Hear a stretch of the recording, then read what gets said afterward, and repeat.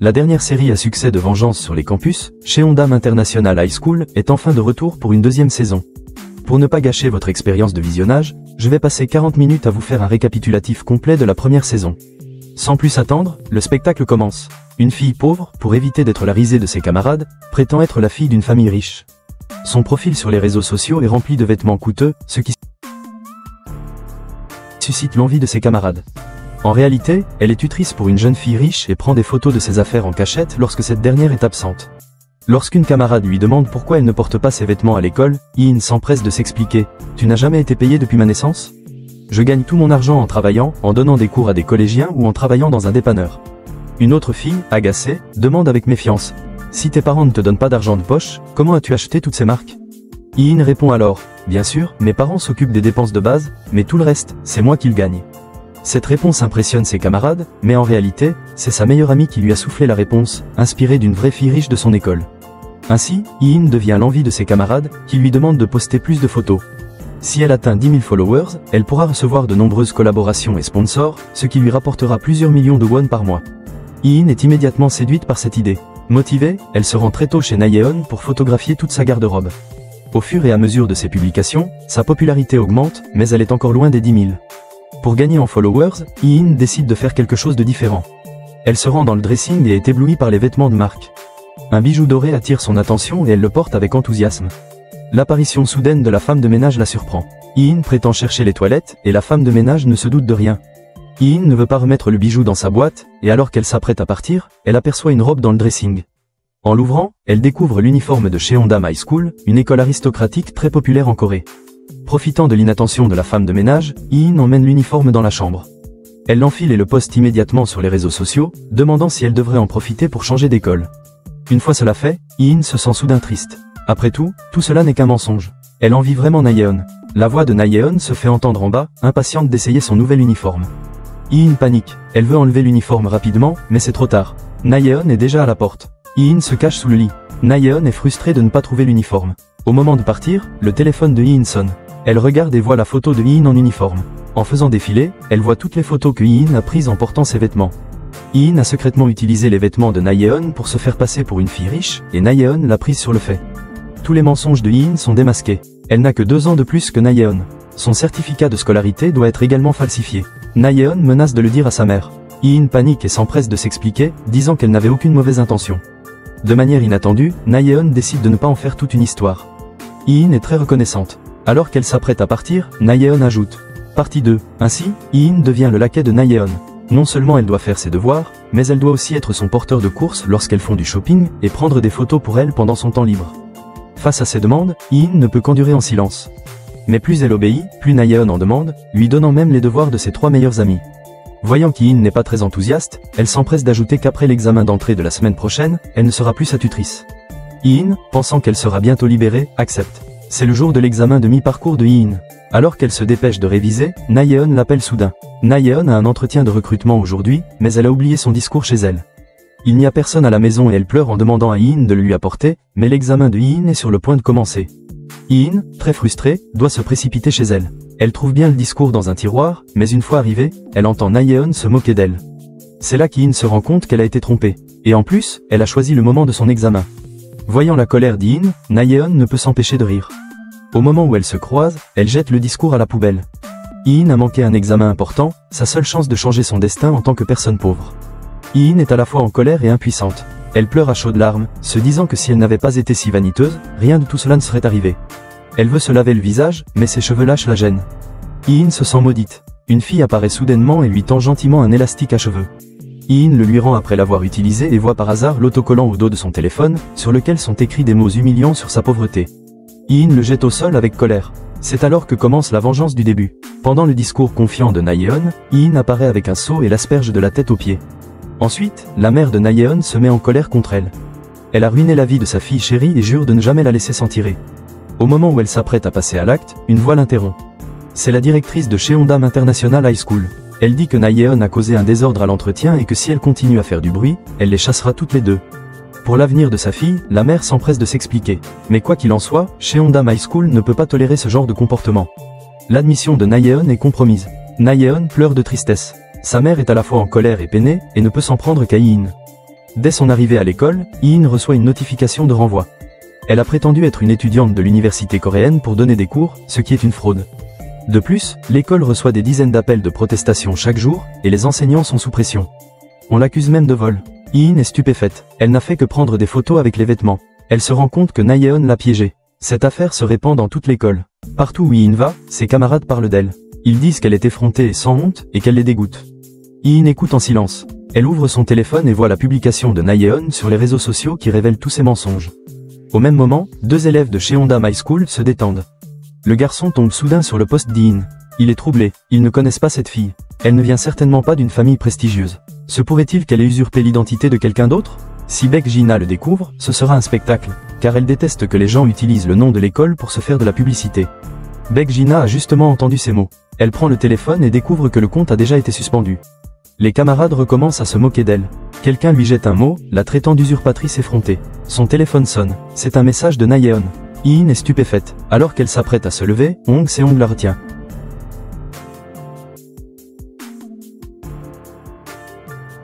Partie 3. Pour ne pas impliquer son amie, elle se rend seule à Cheongdam International High School pour s'excuser du désordre qu'elle a causé lors de l'entretien d'admission, et espère que la directrice reconsidérera l'admission de Nayeon. Iin, les larmes aux yeux, est incapable de parler. Elle ne peut que s'excuser. Pour laisser une bonne impression, elle mentionne également qu'elle est la meilleure de son école. Elle explique qu'elle est une excellente élève et que, juste parce qu'elle a fait une erreur, son amie ne devrait pas en subir les conséquences. Iin pense que la punition est trop sévère. La directrice se contente de sourire. Iin continue. Cela ne vous rapportera rien de bon de me sauver, peu importe mes excellents résultats scolaires. Si je devais intercéder pour Nayeon, cela pourrait me rapporter plusieurs dizaines de millions, mais une personne intelligente doit calculer les gains et les pertes. Si vous laissez de côté l'humiliation de l'entretien pour de l'argent, la réputation de Cheongdam International High School en pâtira, et la perte sera lourde. La directrice se contente de rire et dit « À quoi sert d'être bonne à l'école? Qu'est-ce que j'ai à gagner à la sauver ?» Si elle admettait Nayeon à cause de ses larmes, elle gagnerait plusieurs dizaines de millions, mais une personne intelligente doit calculer les gains et les pertes. Si elle ignorait l'humiliation de l'entretien pour une si petite somme, la réputation de Cheongdam International High School en souffrirait, et la perte serait lourde. Iin essaie de dire quelque chose, mais la directrice appelle directement son assistant. Iin est impuissante. Elle va aux toilettes et pleure à chaudes larmes. Un garçon fume en cachette dans un compartiment. L'arrivée d'Iin le surprend. Il cache rapidement sa cigarette. Voyant qu'elle ne part pas, le garçon essaie de s'éclipser, mais dès qu'il passe à côté d'elle, Iin le remarque. Voyant qu'Iin veut appeler la police, l'homme avoue qu'il a caché la cigarette dans le conduit de ventilation et lui dit d'aller vérifier. Iin lui demande pourquoi il doit fumer dans les toilettes pour femmes. L'homme explique que les filles de l'école ne veulent pas utiliser ces toilettes parce qu'il s'y est passé quelque chose de grave. Iin le croit et décide de garder son secret. Ce soir-là, Iin s'introduit discrètement dans l'école. Le garçon lui dit que la voiture de sport rouge est celle de la directrice, puis il part fumer. Iin décide de revoir la directrice, mais elle attend jusqu'au milieu de la nuit et ne la voit pas sortir. Alors qu'elle s'apprête à partir, elle voit un corps tomber. Iin se retourne et découvre que la personne qui est tombée est une fille, celle qui lui a gentiment prêté un élastique à cheveux. Une chute a eu lieu à Cheongdam International High School, mais la directrice de l'école dit « Faites comme si rien ne s'était passé aujourd'hui. Dites que l'élève s'est suicidé à cause de la pression des études. » Son subordonné obéit, mais il y a un problème, Iin, la témoin. La directrice réfléchit et a une idée. Au même moment, Iin raconte tout à la police. La fille est tombée à côté d'elle, elle est terrifiée. Une fois l'enquête terminée, il fait jour. Iin traîne son corps fatigué jusqu'à la maison et découvre que la mère de Nayeon l'attend. Elle pense que cette dernière est venue lui chercher des ennuis à nouveau, mais la femme change d'attitude et lui demande comment elle a soudoyé le maire Lee sans avoir de contact ni d'argent, car grâce à un mot de Iin, Nayeon est réadmise. Iin est perplexe, elle n'a pas un tel pouvoir. La femme dit qu'elle va retirer sa plainte et a déjà dit à l'école que c'était un malentendu. Elle demande ensuite à son chauffeur de lui donner un cadeau coûteux. Pour le développement de l'entreprise du père de Nayeon, Nayeon a besoin des contacts de Cheongdam International High School. La femme sourit et la flatte, espérant qu'elle dira du bien de Nayeon au maire Lee. Iin est confuse, mais accepte sa gentillesse. Dès qu'elle rentre à la maison, elle voit son père avec un visage sévère. Il lui demande où elle a passé la nuit. Iin ment et dit qu'elle était chez une amie. Son père lui demande avec qui elle parlait et ce qu'elle tenait dans sa main. Iin ne répond pas, voulant juste rentrer dans sa chambre pour dormir. Son père se met en colère et dit qu'il est très inquiet pour elle, et lui demande si elle a des problèmes à l'extérieur. Iin branche son téléphone et voit qu'elle a de nombreux appels manqués. Un message attire son attention, de la part de la directrice de Cheongdam International High School. Iin, nerveuse, la rappelle. Leur conversation dure longtemps. Il est évident qu'elles ont fait un marché. Au même moment, un garçon fait visiter l'école à une nouvelle élève et lui dit qu'il existe une hiérarchie invisible ici, basée sur la richesse des parents. La reine de cette école est Baek Gina, et elle déteste les gens qui ne connaissent pas leur place. Une fille, qui a un peu d'argent, intimide une camarade. Baek-jina ne supporte pas cela et lui demande son nom. La fille indique sa position avec hésitation. Ses deux amis se moquent d'elle. Le garçon lui dit qu'elle doit savoir où est sa place et lui montre l'endroit où le crime a eu lieu, lui disant de ne pas finir comme ça. La nouvelle élève rit et dit que son père est le directeur d'une clinique de chirurgie plastique. Partie 4. Hee-in est forcé de changer d'école pour Cheongdam International High School. Ses anciens camarades, qui se moquaient d'elle, sont stupéfaits. Ils la regardent partir avec envie. Hee-in rayonne. Ce soir-là, elle démissionne de son travail au dépanneur. Son ami lui demande si c'est nécessaire, mais Hee-in répond qu'elle sera une personne différente. Son ami ne comprend pas ce qu'il y a de si bien dans cette école, mais Hee-in est pleine d'espoir. En tant qu'étudiante boursière issue d'un milieu modeste, elle recevra une aide pour les frais d'inscription et de scolarité à l'université, et pourra même partir à l'étranger pour des séjours linguistiques gratuits chaque trimestre. C'est tout ce dont elle a toujours rêvé. Pour elle, c'est peut-être une chance de changer son destin. Elle décide de tout miser sur cette école. Son amie est curieuse de savoir quel marché elle a passé avec la directrice et pourquoi elle a eu une telle chance. Hee-in est soudain mal à l'aise et change de sujet. Le lendemain, elle reçoit l'uniforme de Cheongdam High School. Elle l'enfile avec impatience, puis se rend dans un centre commercial pour le montrer. Pour s'acheter une paire de chaussures assorties, elle dépense toutes ses économies. Après son achat, elle le regrette. 1,45 million de won, soit environ 7900 yuan, c'est une somme astronomique pour elle. Mais elle se remet rapidement. L'uniforme a un effet magique. Les vendeurs l'accueillent chaleureusement. Sa vanité est pleinement satisfaite. En sortant, elle bouscule une femme. Le café et les chaussures tombent au sol. La femme l'aide à ramasser, puis s'en va sans rien dire. Hee-in est sans voix. Elle se rend aux toilettes pour nettoyer ses chaussures et est soulagée de constater qu'elles n'ont rien. Elle trouve un mot dans le sac. Hee-in, curieuse, le lit. Il est écrit « L'uniforme que tu as mis au prix d'un meurtre te va très bien ». En repensant à la scène, Hee-in panique. Elle se précipite à sa recherche, mais la femme a disparu. C'est alors qu'elle se souvient de ses chaussures et retourne aux toilettes. Mais les chaussures ont disparu. Alors qu'elle les cherche désespérément, une paire de chaussures identiques apparaît. Elles sont neuves et Hee-in est sûr que ce sont les siennes. Hee-in s'approche pour lui chercher des ennuis, ignorant que cette personne est la reine de Cheongdam International High School, Baek-jina. Partie 5. Baek-jina n'est pas de taille. Non seulement elle se fait frapper, mais Hee-in lui arrache les chaussures. Hee-in retourne au comptoir comme si de rien n'était et demande à une vendeuse de l'aider à les emballer. Elle montre même le reçu, mais la vendeuse refuse. Impuissante, elle met les chaussures dans un sac poubelle. Au même moment, Baek-jina rentre chez elle, embarrassée. Elle est pieds nus et a du coton dans le nez. Elle est furieuse. Le lendemain, Hee-in se rend à l'école avec ses chaussures. Son visage rayonne d'excitation. Elle est pleine de désir et d'attente pour cette école aristocratique. C'est un monde totalement différent de ce qu'elle connaissait. En voyant tout cela, elle se rend compte qu'elle a vécu comme un clown. Au même moment, Baek-jina se précipite dans une pièce. Ses amis lui demandent ce qui s'est passé. Elle dit qu'elle cherche une personne. Hee-in sent que quelque chose ne va pas. Tous les étudiants la regardent bizarrement. Hee-in n'y prête pas attention, mais en ouvrant son casier, elle trouve ses chaussures, pleines de méchanceté. Hee-in est stupéfaite. Elle a ses chaussures aux pieds, n'est-ce pas? En classe, un garçon la fait trébucher. Alors qu'elle essaie de se relever, il l'appuie sur le sol. Un groupe de personnes l'entoure. Hee-in est terrifiée. Elle essaie de s'échapper, mais les chaussures qu'elle chérit tant deviennent son plus grand obstacle. Hee-in se rend au bureau et demande à la directrice si c'est la raison pour laquelle elle l'a recrutée. Tout le monde se moque d'elle et la traite de mendiante. Hee-in lui demande comment elle va assumer ses responsabilités. La directrice se contente de sourire. Elle a dit au détective que Hee-in n'avait rien vu. En échange, Hee-in est devenue étudiante boursière. Elle n'est responsable que de son admission. La façon dont Hee-in s'entend avec ses camarades ne la concerne pas du tout. Elle ouvre la porte. Hee-in essaie de s'échapper par la fenêtre, mais elle se retrouve face au groupe de Baek-jina. Baek-jina lui demande comment elle a trouvé la cérémonie de bienvenue. C'est alors que Hee-in se rend compte que tout cela a été orchestré par elle. Au moment où elle parle, un groupe de personnes apparaît. Hee-in est de nouveau encerclée. Elle essaie de s'enfuir, mais Baek-jina l'attrape. Cette provocation ouverte surprend tout le monde.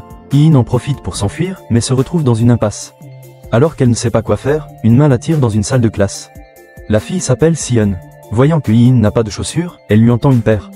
Hee-in est un peu dégoûtée, mais elle n'a pas le choix. Sion lui explique le système de hiérarchie de l'école. Baek-jina est la reine, et personne n'ose la défier. Mais Hee-in l'a complètement offensée. Sa vie scolaire est ruinée. Partie 6. Cependant, même sans Baek-jina, elle serait harcelée par les autres élèves. Quelle consolation. Pour ne pas impliquer Sion, Hee-in continue de s'enfuir. Mais dès qu'elle part, le visage de Sion s'assombrit. Apparemment, elle n'est pas aussi simple qu'elle en a l'air. Hee-in se cache, mais elle est finalement découverte et encerclée. Elle est terrifiée. Elle sort son téléphone pour tout filmer, disant qu'elle va tout exposer et ruiner leur vie. Mais dès qu'elle prononce ces mots, elle se met à rire. C'est une structure brillante, n'est-ce pas? Oui, peut-être parce que ta vie minable a fait de toi une héroïne. Tu as dû te sentir libre après avoir bu ça. La femme lui dit d'essayer et qu'elle se rendra compte que son travail acharné pour étudier est une blague. Hee-in est stupéfaite. Au moment où elle range son téléphone, les gens des deux côtés l'encerclent. Hee-in, désespérée, saute. De manière inattendue, un homme l'attrape. Il s'appelle Seo Do-yeon, et son père est le directeur de l'école. Les étudiants sont stupéfaits. Ils ne comprennent pas pourquoi Seo Do-hyun l'a sauvé. Ils se retrouvent dans un endroit isolé. Do-hyun est exceptionnellement gentil. Voyant que ses vêtements sont sales, il veut lui en donner de nouveaux. Voyant qu'elle est blessée, il nettoie soigneusement ses blessures. Hee-in est dans un état second. Le nom Hee-in se prononce de la même manière que Hee-in. Hee-in pense qu'il lui fait une déclaration d'amour et rêve de devenir une Cendrillon. Si elle l'épouse, elle deviendra riche. Hee-in est sur le point d'accepter, mais Do-hyun ajoute « Le rêve de Cendrillon est brisé ». Do-hyun se rapproche d'elle pour enquêter sur la cause de la mort de Hee-in. Hee-in veut partir, mais il la retient. Le lendemain, Hee-in sort de sa voiture et entre à l'école main dans la main avec Do-hyun. Cette scène stupéfie tout le monde. Même Baek-jina est confuse. Face aux questions de ses amis, elle choisit de protéger Hee-in.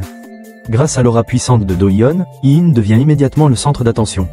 La fille qui l'a attaquée hier sourit maintenant et lui tend la main, espérant qu'elles pourront bien s'entendre à l'avenir. Hee-in accepte. Après tout, elle n'a aucune raison de se faire des ennemis. Les trois filles se transforment en petites fans, lui demandant comment elle a réussi à sortir avec Do-hyun et comment séduire un homme riche. Hee-in est sans voix. C'est alors qu'une des filles mentionne une fête d'échange ce vendredi. Elles pourront mieux discuter là-bas. C'est une fête réservée aux filles, et seuls les enfants de familles riches dont le patrimoine est supérieur à 100 millions et qui ont été vérifiés peuvent y assister. Hee-in, en tant que petite amie de Do-hyun, a un privilège spécial. Hee-in n'est pas intéressée au début, mais son amie l'est. Elle lui dit que tous les héritiers des grandes familles seront là. Si Hee-in se fait des contacts, elle pourrait devenir riche. Hee-in est tentée, mais elle a un problème. Elle n'a pas de robe de soirée. C'est alors que son amie pense à une personne. Na-yeon, la fille riche du début. De manière inattendue, Na-yeon accepte sans hésiter. En échange, Hee-in doit lui raconter tout ce qui se passera après la fête. Apparemment, elle voulait y aller depuis longtemps, mais sa famille n'en a pas les moyens. Hee-in veut la payer, mais Na-yeon refuse avec dédain. Partie 7. Ce soir-là, Hee-in se rend à la fête en robe de soirée. Elle est déterminée à bien se comporter, à se rapprocher des gens et à se faire des contacts. Mais dès qu'elle entre, une femme la bouscule. Heureusement, le vin rouge n'a pas éclaboussé la robe. Alors qu'elle est sur le point de se relever, une autre femme lui tend la main. Au moment où elle lui tend la sienne, Baek-jina s'approche, comme une reine. Hee-in la regarde avec mépris. Mais la seconde d'après, Baek-jina lui dit de nettoyer la robe et de la porter. La robe blanche est tachée. Hee-in se rend compte que ce n'est pas une fête, mais un piège qu'elles ont tendu pour elle. Baek-jina arrive comme une reine. Elle s'approche de Hee-in et prend le vin rouge à côté d'elle. Hee-in n'aurait jamais imaginé une telle fin. Une bouteille entière de vin rouge est versée sur elle. Hee-in est stupéfaite. Elle regarde la robe rouge et se met en colère. Elle demande à Baek-jina si elle est folle. C'est toi qui es folle. Oserais-tu dire où est cet endroit? Oserais-tu dire où est cet endroit? Écoute bien, une personne comme toi ne peut jamais quitter son statut naturel. Alors, s'il te plaît, comprends bien le sujet et ne me dérange pas. Hee-in ne comprend toujours pas. Elle est sur le point de donner une leçon à Baek-jina, mais deux membres du personnel l'arrêtent et lui disent de partir. Hee-in leur explique que c'est l'autre qui a commencé et que c'est Baek-jina qui devrait partir. Elle essaie de raisonner, ignorant qu'elle est sur le territoire de Baek-jina. En voyant l'insigne sur l'uniforme du serveur, Hee-in se rend compte de la situation et se laisse traîner dehors, embarrassée. Une fois sortie, Baek-jina n'est pas heureuse. Son père a trouvé une nouvelle mère pour elle, qui est enceinte de 12 semaines. Sa mère est effondrée et boit jusqu'à l'ivresse. Elle est déterminée à divorcer. Baek-jina est la reine à l'école, mais elle ne peut pas protéger sa mère à la maison. Elle se défoule sur la femme de ménage, juste parce qu'elle n'a pas remis les choses à leur place après les avoir rangées. C'est trop. La robe de soirée coûteuse qu'Hee-in a empruntée est salie. Na-yeon est furieuse et lui demande de la rembourser au prix d'origine, soit 8 millions de won, environ 45 000 yuan. Elle demande de l'argent à son père pendant le repas. Le couple est stupéfait en entendant 8 millions. Hee-in s'enfuit. Hee-in est impuissante. Na-yeon lui donne une semaine pour rembourser, sinon elle la poursuivra en justice. C'est de sa faute. En regardant la robe sale, elle est sur le point de pleurer. Ce soir-là, Hee-in parcourt tous les sites de petits boulots, mais les horaires et les distances ne conviennent pas. Le lendemain, à l'école, Baek-jina l'arrête. Hee-in refuse de s'avouer vaincue et dit que Baek-jina est jalouse, sinon pourquoi s'en prendrait-elle à elle, une mendiante? Si elle était vraiment insignifiante comme un insecte, elle ne la regarderait même pas. Hee-in espère que Baek-jina ne lui causera plus de problèmes et se concentrera sur ses études. Mais Baek-jina refuse et lui demande de quitter l'école. En retour, elle lui donnera l'argent pour la robe. Baek-jina lui donne une semaine pour y réfléchir, puis s'en va. Partie 8. Alors qu'elle attend le bus après l'école, Do-hyun apparaît soudainement. Il est impatient et lui demande qui est le meurtrier de Hee-in. Hee-in ne répond pas et lui demande de l'argent. Do-hyun rit. Une personne est morte sans raison, et Hee-in veut utiliser la vérité pour faire un marché. Face à son cynisme, Hee-in sait qu'elle ne peut pas lui emprunter d'argent. Alors elle descend du bus à mi-chemin. Peut-être par conscience, Hee-in lui révèle la vérité. Elle n'a pas vu le visage du meurtrier, mais elle est sûre que c'était une fille. Le lendemain, Sion la traîne à l'atelier de peinture. Elle a aussi entendu parler du fait qu'Hee-in doit payer pour la robe. Alors elle lui dit, une femme a mis une tenue de serveuse sexy pour rembourser ses 8 millions de won. Un homme riche la regarde avec concupiscence. Elle prend différentes poses sensuelles et le laisse la filmer. Mais alors qu'elle s'apprête à enfiler sa dernière tenue, l'homme la tire soudainement. Hee-in hésite, mais elle enlève ses vêtements. Sous le regard pervers de l'homme, ses vêtements tombent au sol. Pour 8 millions de won de l'heure, elle est tombée dans un nouveau piège. En rentrant à la maison ce soir-là, elle regarde le collier sur la table et est perdue dans ses pensées. Après la chute de Hein ce jour-là, elle était encore consciente. Elle a rassemblé toutes ses forces pour tendre la main et lui donner ce collier. Ensuite, elle n'a plus bougé. En regardant le collier coûteux dans sa main, Hein ne sait pas quoi faire. 2 policiers arrivent et lui demandent si elle se souvient de quelque chose. Après une hésitation, Hein ne mentionne pas le collier. Apparemment, elle voulait le garder. Avant d'aller à la fête, Hein a fouillé sa boîte à bijoux, mais n'a rien trouvé de convenable. Elle voulait porter ce collier, mais elle a résisté. Le lendemain, une femme arrive à l'école. Baek Jina la surveille du 2e étage, car c'est la nouvelle mère que son père lui a trouvée. Baek Jina est furieuse et faible. La nouvelle mère le voit et s'approche d'elle, nerveuse, pour lui demander ce qui ne va pas. Baek Jina la repousse et lui dit de ne pas faire comme si elle la connaissait. Elle n'est enceinte que de 12 semaines, elle ne va pas changer de vie comme ça. La femme se moque d'elle. Elle est allée chez le médecin aujourd'hui, et il a dit que son bébé serait parfait avec du bleu. La femme est pleine d'assurance et demande à Baek Jina de l'appeler « maman ». Hein trouve Baek Jina avec de l'argent. Elle pose un paquet sur la table et jette le reste de l'argent par terre. Elle sait que c'est Baek Jina qui a incité Nayeon. Après avoir remboursé l'argent, elle espère qu'elles ne se devront plus rien et que Baek Jina ne lui causera plus de problème. Peu importe ce qu'elle endure, elle restera ici jusqu'à la fin de ses études. Hein ajoute que Baek Jina pense qu'elle est puissante dans cette école, mais la femme la plus terrifiante est celle qui n'a rien à perdre, comme elle. En sortant, Hein se sent plus légère que jamais. Elle décide de ne plus chercher d'ennui et de se concentrer sur ses études et ses bourses. De retour à l'école, elle rencontre les gens qui l'ont harcelée, mais ils ne lui font rien. Il semble que Baek Jina l'ait laissée tranquille. Ensuite, Do-yeon la cherche à nouveau. Il dit qu'elle peut faire tout ce qu'elle veut et qu'il la soutiendra de toutes ses forces. Hein est confuse. Elle lui a déjà dit la vérité, il n'a aucune raison de la flatter. Et leur fausse relation est terminée. Elle a décidé de bien étudier et ne veut plus être mêlée à lui. Mais alors qu'elle s'apprête à partir, Do-yeon dit qu'il a le carnet d'Ein. Do-yeon la menace et lui demande de continuer à faire semblant d'être sa petite amie pour enquêter sur le vrai meurtrier. Hein refuse. Elle pensait qu'elle pouvait terminer ses études en paix. Un message arrive soudainement, disant qu'elle est prête à tout pour entrer dans cette école. La vidéo montre Hein en train de se changer. Hein est terrifiée. Ses jambes tremblent pendant le cours. Oh Si-yeon se retourne et lui écrit un mot, lui demandant si elle va bien. Hein acquiesce. Mais en rentrant chez elle, elle voit le mot laissé par la personne mystérieuse dans la boutique de chaussures. L'écriture est la même que celle d'O Si-yeon. Hein est stupéfaite. Partie 9. À la fin de l'épisode 8, Oh Si-yeon rend visite à Hein et dit qu'elle a envie d'avoir conquis le cœur de Do-yeon. En sortant, elle voit à nouveau la vidéo d'In en train de se changer. Elle se met à rire. Il y a un an, le père d'O Si-yeon est allé en prison. Son statut à l'école a chuté. Face aux insultes de ses camarades, Oh Si-yeon ne peut que crier avec colère. Oh Si-yeon attrape ses cheveux et la jette au sol. Alors qu'elle se défoule, Baek Jina l'arrête. Oh Si-yeon lui avait dit dans son enfance qu'elle ne pouvait être amie que si leurs statuts étaient égaux. Maintenant que la famille d'O Si-yeon est ruinée, c'est l'occasion de se venger. Retour au présent, Baek Jina arrête Oh Si-yeon et lui demande ce qu'elle mijote et quel est son but en se rapprochant d'In. Oh Si-yeon fait semblant de ne pas connaître In. Baek Jina sait qu'elle ne traite jamais les gens normaux comme des humains, alors elle doit avoir une raison de se rapprocher d'In. Elle lui conseille d'arrêter immédiatement. Si elle la surprend, elle révélera tout ce qu'elle a fait. Face à la provocation d'O Si-yeon, Baek Jina est impuissante. Oh Si-yeon se rend à l'atelier et découvre qu'In a tout fouillé. Voyant qu'elle a été démasquée, Oh Si-yeon avoue tout. C'est elle qui a volé les chaussures et écrit les mots. Et la vidéo a été prise dans le cadre de son plan. Elle sait qu'In a pu entrer dans cette école parce que la directrice craignait qu'elle soit témoin. In dit qu'elle n'était là que par hasard et ne sait pas qui est le meurtrier. Oh Si-yeon dit que ça n'a pas d'importance, il suffit qu'elle ait été présente. In se rend vite compte que quelque chose ne va pas. La première fois qu'elle a vu Baek Jina ne la connaissait pas. Voyant qu'In a découvert son jeu, elle la menace avec la vidéo et lui demande de témoigner qu'elle a vu Baek Jina tuer In. Si elle refuse, elle enverra la vidéo à tout le monde à l'école. Au même moment, Baek Jina se rend à l'hôpital. En voyant les cicatrices de sa mère après sa tentative de suicide, elle est bouleversée. En sortant, elle entend le secrétaire parler de la mère. Si le fils de Simba naît, le groupe sera réorganisé. Pour empêcher cette femme de s'en tirer, Baek Jina décide de se venger. Alors qu'In rentre chez elle, troublée, elle voit une banderole de la mère de Hein, qui cherche des témoins. Elle se sent mal, elle n'aurait pas dû faire semblant de ne rien savoir, et elle n'aurait pas dû entrer dans cette école. In pleure amèrement, Baek Jina la voit. In dit qu'elle et Hein sont dans la même situation. Elles veulent toutes les deux ce qu'elles ne peuvent pas avoir. Elle est désolée. Avant de partir, Baek Jina la prévient. Dès que Baek Jina est parti, le téléphone d'O Si-yeon sonne. In ne répond pas et appelle Seo Do-yeon à la place. Elle accepte de l'aider à trouver le vrai meurtrier, mais il doit faire quelque chose pour elle. In a enfin pris la bonne décision. Elle et Do-yeon se rendent à la salle de repos. Sous prétexte de jouer aux cartes, ils se débarrassent de Curly. Il fouille les lieux et trouve un tas de clés USB. In trouve rapidement la sienne.